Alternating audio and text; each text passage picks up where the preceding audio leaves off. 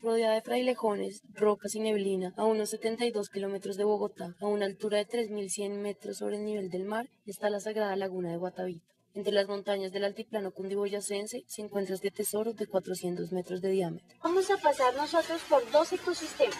El primero, bosque alto andino, que es en el que nos encontramos nosotros ahora, y el segundo, en la parte alta, subpáramo con transición a páramo. Su color esmeralda, característica diferente de esta bella reserva natural, es dado por las microalgas que se encuentran en el fondo y por el reflejo de las montañas en la superficie, pues es agua cristalina y potable, en donde el único habitante es la guapucha, un pez de 8 centímetros. Digamos que las lagunas en la cosmología, es decir, en la forma de pensamiento de los indígenas, hacen la tarea de túneles. Su misterio aún no resuelto es su profundidad. Finalmente la laguna es un hueco en la tierra, es algo que lleva al mundo de abajo. Por esto, en la tradición muisca se creía que las lagunas sagradas estaban interconectadas. Se conocen como lugares de rituales donde la gente en ese momento se acercaba para regalarle a sus dioses ofrendas.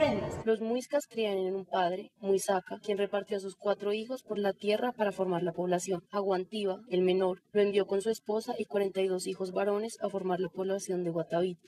El habitar esta tierra les daría la oportunidad de realizar sus rituales en la laguna sagrada. El pueblo muisca significa la tradición más importante sedentaria que hay en Colombia, de los pueblos indígenas. Estaba ubicado en la zona del altiplano cundiboyacense, iba hasta Villa de Leyva en su parte oriental y en la parte occidental colindaba aún con los pueblos del Tolima, con los Panches, iba hasta Fusagasugá, alcanzaba a llegar a Caques. En su mayoría, los rituales sagrados de esta cultura estaban vinculados al oro, un elemento que los orfebres sabían manejar hábilmente, dándole una terminación rústica por medio de la técnica de fundición a la cera perdida. Consiste en tomar cera de abejas, con esa cera se elabora el elemento o la nariguera, lo que fueran a hacer. Luego esa cera es cubierta con arcilla, a ese molde se le deja un huequito que es puesto en un horno. La cera se derrite mientras que la arcilla se cocina, entonces se endurece. Y cuando la cera está derretida, la sacan por ese huequito, dejando entonces el molde perfecto de la pieza adentro.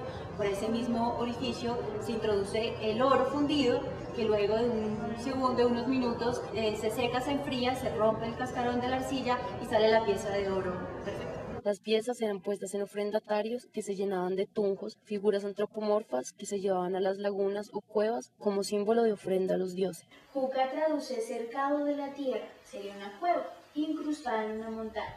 En esa cueva se prepararía ese futuro guayque. Guayque es el cacique, un tiempo de 9 años, un año por cada mes de gestación dentro del vientre materno. Y la misión de ese futuro cacique era demostrar que su mente y su espíritu dominaban completamente su cuerpo. Al dominar su espíritu, el cacique era acompañado a la laguna de Guatavita para entrar en posesión del oficio. Parada en una balsa, desnudo y cubierto en oro, lo acompañaban 4 sacerdotes quienes vertían las ofrendas para reconocer la elección del príncipe. El oro de estas piezas refleja lo espiritual, está relacionado con el sol, el dios más importante para los muiscas. Todo esto lo sabemos nosotros gracias a la tradición oral. Nuestros abuelos juegan un papel muy importante en transmitir esta información de generación en generación. Otra de las formas es gracias a las crónicas. La conexión es evidente en las crónicas de los españoles, sobre todo en la crónica de Juan Rodríguez Freile en su libro El Carnero. Ahí es cuando se hace totalmente la conexión entre la balsa que está en el museo, que aunque fue encontrada en Pasca, todo el mundo la reconoce como la balsa del Dorado. Esta leyenda, que todavía rodea la laguna de Guatavita y despertó la ambición de los españoles, llevó a que se realizaran varios intentos de drenar la laguna, entre ellos una tentativa de desagüe que como herida permanente le dejó a la laguna un boquete. Ustedes conocen seguramente la laguna y van a encontrar el boquete por donde el agua fue extraída y en ese primer instante no se pudo sacar nada porque el terreno estaba muy fangoso el primer día y después cuando volvieron ya se había endurecido por completo. Desde estos primeros intentos de desagüe hasta el hecho de que hace 15 o 20 años las personas podían bañarse en la laguna, ha generado que el turismo sea más controlado, pues la tierra empezó a recibir el impacto y a reclamar su carácter sagrado. En la actualidad son los mamos arhuacos y coguis quienes la siguen visitando como un lugar sagrado. Como madre muisca, el agua de la laguna sigue ofreciendo resistencia y como mujer callando muchos de sus secretos.